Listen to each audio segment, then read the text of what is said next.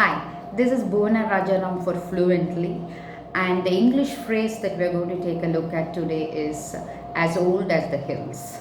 Its meaning is something that's been around for a while, it's not new, it's ancient, it is not something that is a recent development. When you want to refer to something that's been around for a while, then you could use this phrase as old as the hills. So let's look at a few examples.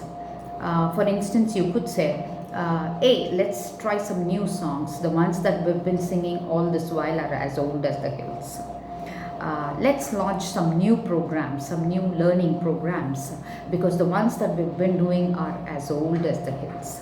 When I looked it up this morning, when I wanted to actually talk to you about this particular phrase, apparently the origin for this phrase is in the Bible.